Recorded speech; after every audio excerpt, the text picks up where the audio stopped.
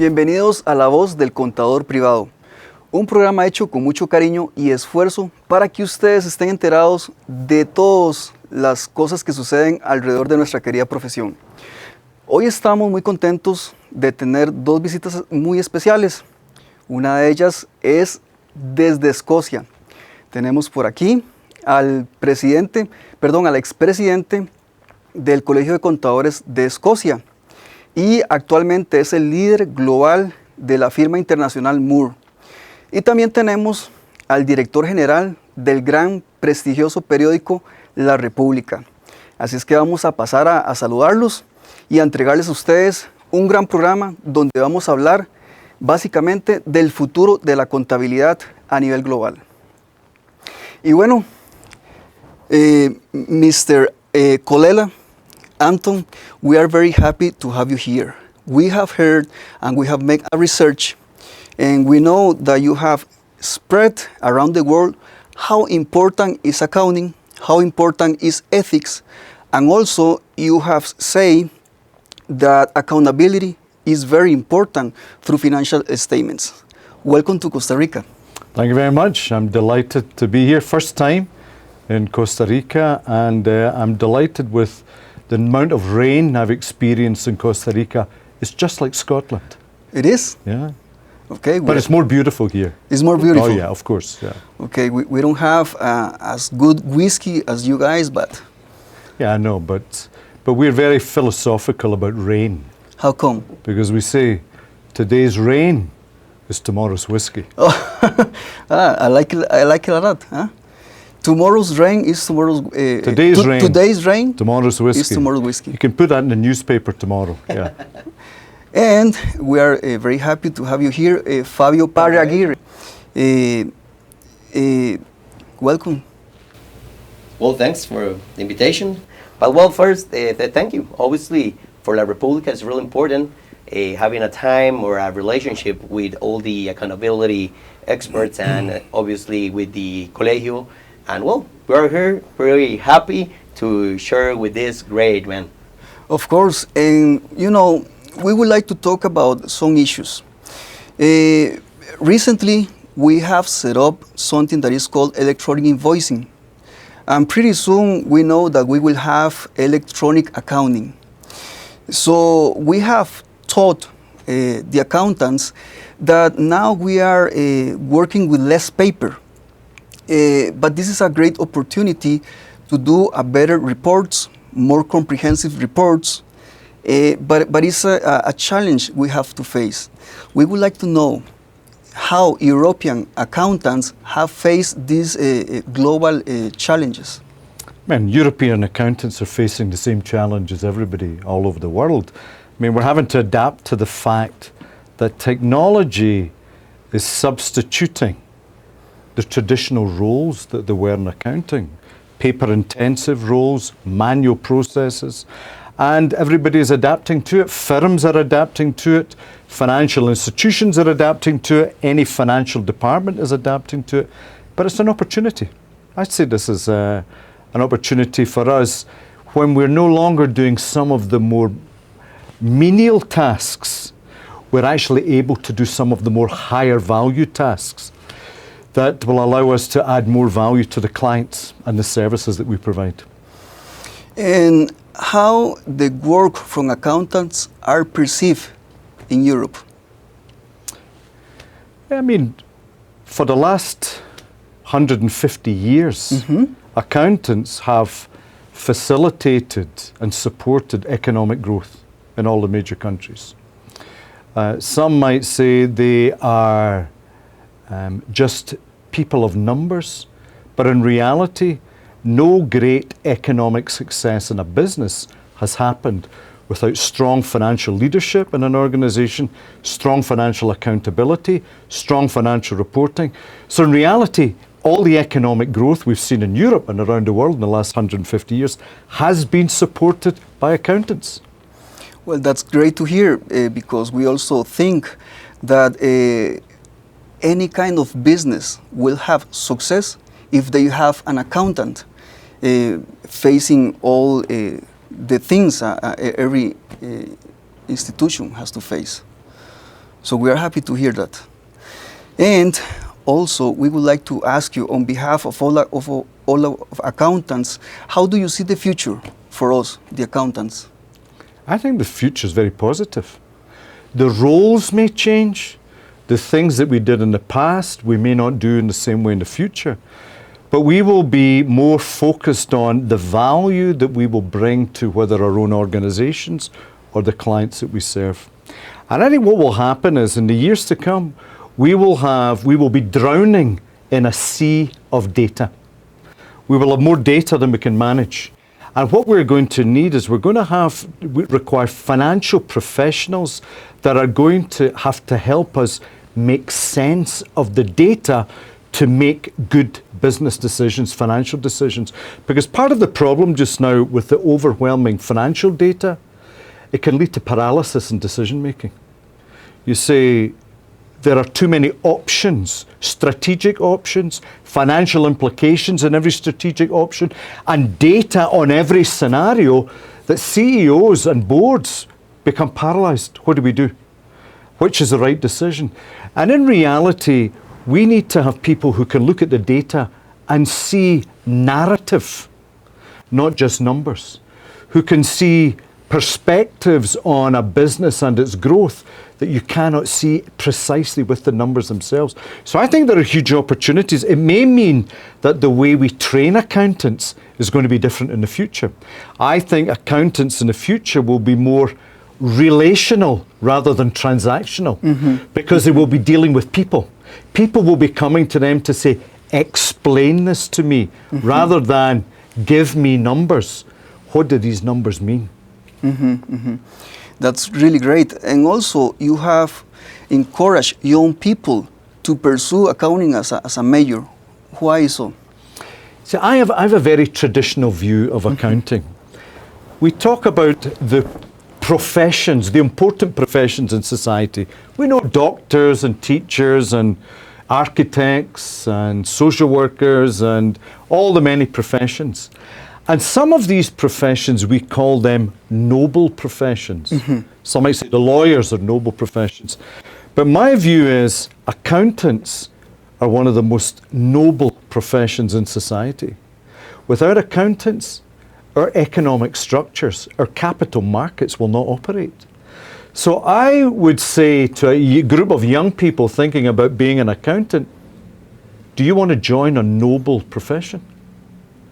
Now, the challenge is, does it look like a noble profession? I don't know if it always does. I think part of the dilemma in training people, how do you train people to understand what they're doing is noble? I think we need to teach them more than numbers. I think this is where the importance of ethics, ethical behavior, human relationships, soft skills become as important as the numerical skills that they will have in the delivery of the services that they provide. But I think today, a lot of young people today think of accountants as stereotypes. Boring. No disrespect to all the audience here. I'm not saying you're boring, but they think we're boring. We sit in the same desk all the time, every day doing the same tasks. That's not true. And in the future, this noble profession will spend more time with people than they will with numbers. Because technology will generate the numbers. What they want to do is sit with people to make sense of the numbers. That is noble. But, can I say some more? Of course. Where is the most noble part of this? Now, I remember speaking about this a long time ago. We talk about accountants as a profession. Do you talk about a profession? It's a profession. The private accountants as a profession? It is. It is. But what does profession mean? The word profession comes from the vows of the Christian monks in the Middle Ages. They made a vow. They made their profession. They made an oath. They made a promise. When we become professionals, we are making a promise to society. Not just to the people who are buying our services or hiring us. But to society. But to society. And what's the promise? My test to you. What is the promise? And to the audience here, what do you think the promise is that you made when you qualified as an accountant and you got the certificate signed by the president. The promise, I'm guessing, the promise is that you are going to give a service with ethics. Well, let me answer it for you. Great. So I was the CEO of the oldest institute of accountants in the world. They were the first one, Chartered Accountants of Scotland. And they had a motto for the institute. At the very beginning, the wise father said, we need a motto. And they had two Latin words, 𝒏 verum. 𝒏 verum. 𝒏 verum. Now, I'm not testing you in your Latin or Of your course. Latin or the audience's Latin. 𝒏 verum means seek the truth. Seek the truth. Busque la verdad. Seek the truth. Very interesting. So, what is noble today about accountants? They are a group of professionals in every society, in every economy, who seek the truth. The greatest value that they bring is the value of truth to the capital markets, to the functions of every institution. You don't have truth, you have no certainty. You have no certainty on your investment, your banks, your insurance policies, your pensions. We depend on truth for the lubrication of the global capital markets, the regional capital markets, and the capital market of every country. So in Costa Rica, you need a profession that says, we will seek the truth. Even although they may be small numbers or big numbers, every member of society in Costa Rica needs to know that there's a group of people who will tell the truth. And here's the dilemma. It's one thing to seek the truth. What do you do when you find the truth? And this is where accounting is very noble.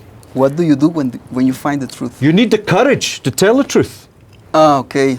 And this is a challenge in newspapers, for politicians, for investors. Is this the truth? Now I think, and so excuse me speaking so long here, No, actually. but with the That's what we are future here for. and the emergence of artificial intelligence, what is the question that we're always asking? What is the truth? What is the truth? So we will be asking, are these numbers the right numbers? Have these been manipulated artificially? What is the truth? I don't know what to buy. I don't know what to sell. I don't know the value. I don't know the price. Because in the past, computers verified the work of accountants. In the future, accountants are going to verify the work of machines. That's great. Sounds, yeah, really, really interesting. Even regarding to all these kind of ideas that you bring us, especially regarding to the transparency, Costa Rica was in the OECD in the last, I don't know, 2 years, something like that. And everyone is talking about corporate governance, the importance of the transparency, the importance of everything, not even in the private sector, even in the public sector. It's really important that you give us that ideas, because that brings a lot of things that happens, especially first there. Our here used to be more like informal, and now everything goes for more formal things. Because we need that formality. It's about the word we used earlier on about accountability. If we want accountability, we need formality. We need formality, we need a profession who will maintain formality so that when things are transparent, it's the truth. Because there are some people in society who would rather we did not do our job. They would rather you did not do your job as a journalist, as a newspaper. Some would say we'd rather accountants did not do their job, because when they do the job and tell the truth, and the numbers are the truth, it's much harder to manipulate the truth. The truth is transparent. And I think part of the challenge for the accounting profession and the standard setters and the regulators is to make financial information intelligible for the public. So you have a job in business journalism to make business and the numbers intelligible for people so they can make good decisions about investments, about where to put their money, or what to buy, What company is financially responsible? Which one is ethical? Which one is sustainable? Which one is not? So I think what we have now is the need for it, but not always a desire for the truth here. Yeah. Another one that I have just because I lose that idea is that early you told me that a lot of firms are growing in Central America. And now the one that you represent is thinking too, doing these kind of things. If you look other businesses, everyone is saying, yes, well, look, there's an opportunity in Central America.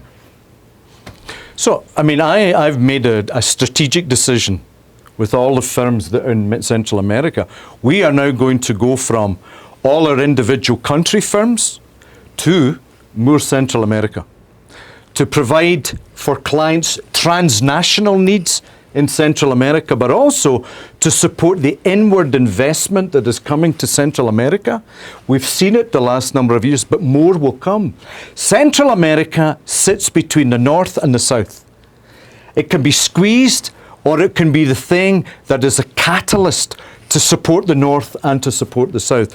So we've made a decision. A strong Moore Central America is good for Moore, but it will be good for Central America as well, and for those who want to start their businesses here or grow their businesses here. Now that we are talking about firms, we have heard that there are people that are trying now to talk about big 20s and forget about the big 4. Have you heard something about it? Well, I remember there was a time when there was the big 8. And the big 8 went to the big 4. And now they talk about the big 7, the numbers come and go, but the reality is there is a concentration at the top, 4, 5, 6. And what has happened, and we see this in most of the public companies, they are very limited in their options. Exactly. If they need to rotate their auditor, because the standards require rotation. So if nothing else, and I'm not making a judgment about the big firms, I think if nothing else, choice is good. It's an economic principle. You have no choice, the client isn't always best served. And I believe choice will drive up more the quality and the ability to meet the needs of a broader range of clients. And the reality is, I think even clients that have been served by bigger firms are looking for alternatives just now. I want to make sure that Moore is a credible alternative when that opportunity comes. And increasingly, we're seeing this in Central America. Yeah, and it is very important because some businesses in Costa Rica, because of international rules, they say, no, we just can hire some of the big 4. And there are so many firms that have good quality, but because of this big 4 situation, they cannot think of some other big range. Yeah, I mean, sometimes the banks that support companies make a condition. They say, we want you to have an internationally respected auditor. And I understand, and I can understand why, and that will continue for a while. We just need to make sure that we are talking to the market as a credible alternative on this one. And when the opportunity comes, we deliver not just a transactional set of activities, but a highly relational set of activities. This is what we're working hard at in Moore, that we don't become an invisible face, that we become, it's a relationship. And I know in auditing we need to maintain independence, but we don't need to maintain human independence here. We can still talk and have a relationship will hopefully support the quality of the audit. So I believe now we have that, our size allows us to be agile and to be more relational. And I think everybody is looking for that deep down when they're looking for a professional service. How we as an accountants can fight against financial corruption? I think human weakness will always be with us.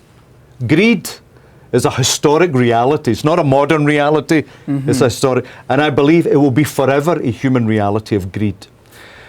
Are there some times when a society is less greedy than others? I don't know.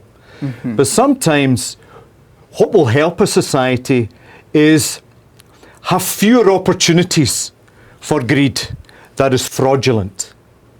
It is okay to be successful, it is okay to be wealthy, and there are many opportunities to be wealthy and successful without being unethical.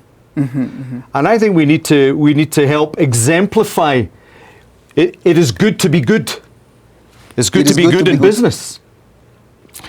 And are we ever going to prevent fraud? No. There is no accounting standard, there is no auditing standard, and there is no law in any jurisdiction that I know has prevented corruption or fraud, or greed, or selfishness, or self-interest. What we have to do is ensure that we are a profession that limits the opportunity to do that. Now, but this is not easy. This sounds very simple. This will require the highest levels of courage to speak. We say something is wrong here. Is nobody doing anything about this? Oh no, it's fine. Everything is okay. No, I'm sorry, this is not fine. I need a better answer.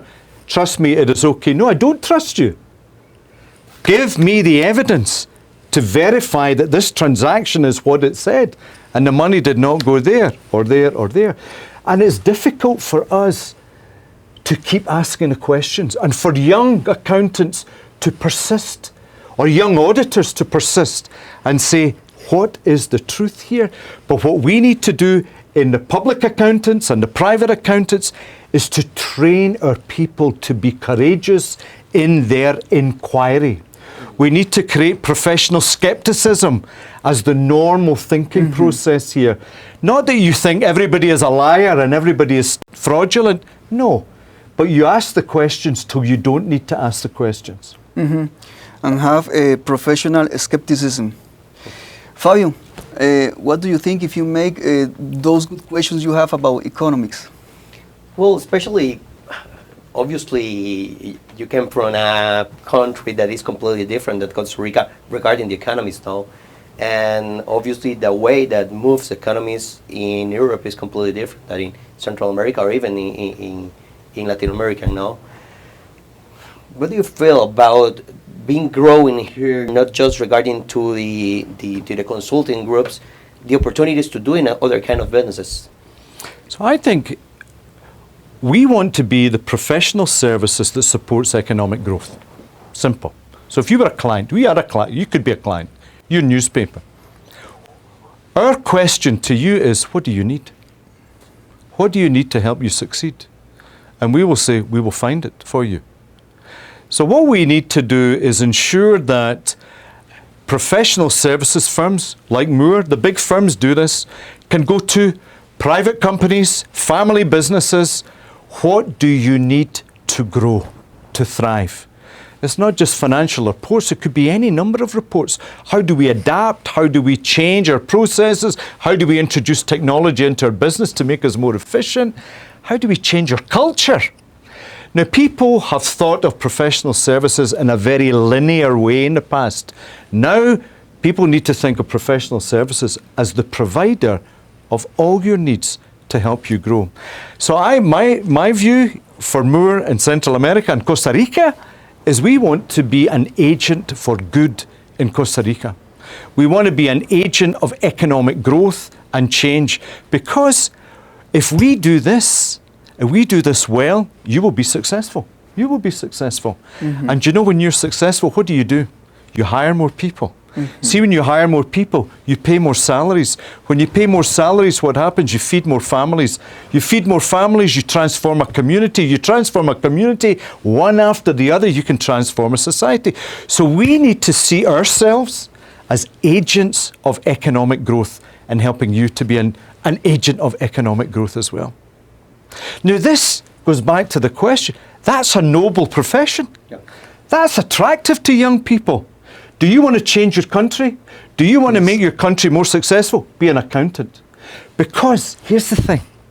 How many accountants become great entrepreneurs? We need you need entrepreneurs in Costa Rica. Train accountants. They understand the numbers.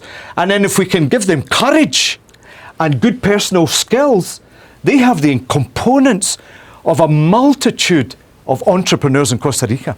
There's your new campaign. Private accountants as entrepreneurs. That really sounds important. great. Really important. And I think so even that all that financial education it's something that we need to grow it a lot, not just obviously with the accountant, that is more like for university studies, but obviously if you create really big things regarding to numbers, to the knowledge of this kind of management, is really important for the growing of country, definitely. So we need a new newspaper campaign, Republica, with you. Republican is, do you want to be a great entrepreneur? Become an accountant. Become an accountant. Start with the numbers. Yeah. Gonna hire you. Well, do you have another question? No, I'm okay. Yeah. Okay, now we would like to finish talking about your experience as the CEO from the Institute of Chartered Accountants in Scotland. But we would like to talk about it deeply, you know. Yeah, well, let me tell you, I know what you're saying. And this is the most important thing I want to say today. What? Because the Institute of Chartered Accountants of Scotland, they became the members became some of the greatest business leaders in the world. Scottish accountants all over the world. Every capital market had Scottish accountants. Really? As finance directors, CEOs, chairmen, whatever they were doing. But one of the things that when I joined the Institute of Chartered Accountants of Scotland, I discovered is at the beginning of the profession, many of the early accountants were also the agents of social change. They would build social change. They would build hospitals. They would help build schools. They would help build orphanages, libraries. They saw themselves as important components of the development of society.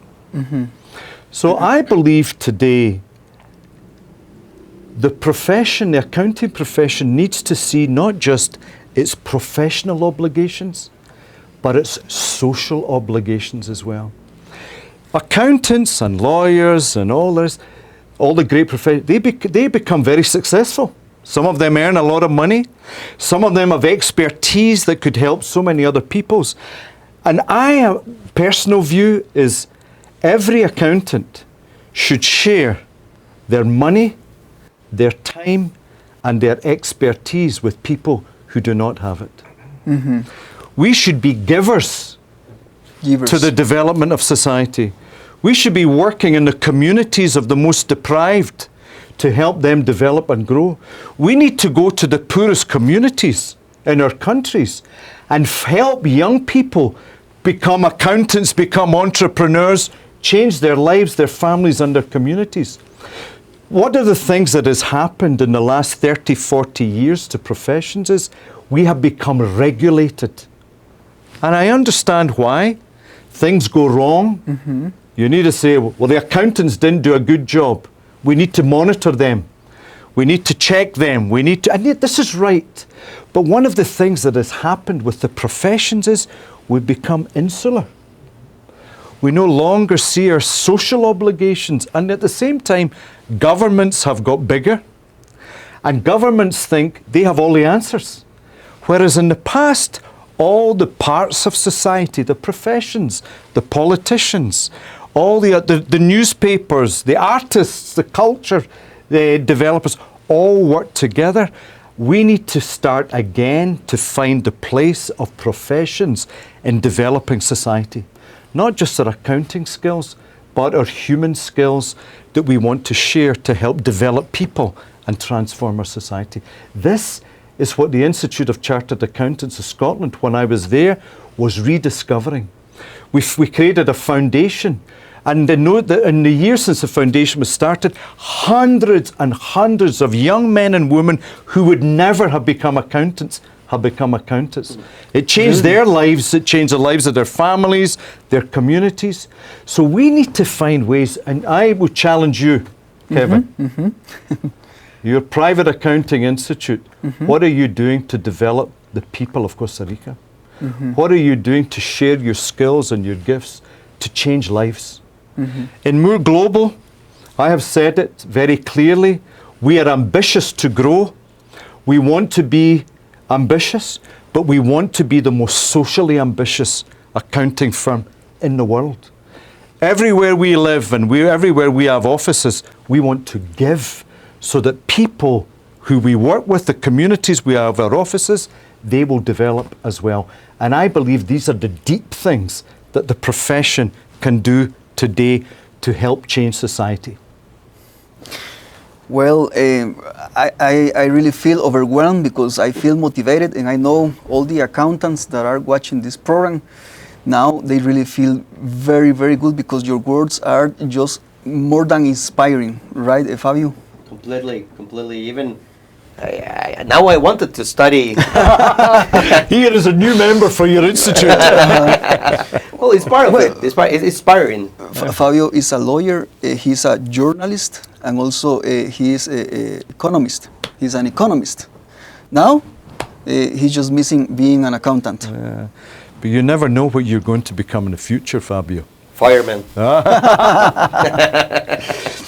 Well, we are very happy to have you here. Thank you. And I hope this is not the last time. We can also talk now virtually, but we would like to be in touch with you and with your team, and I hope this is not the last time.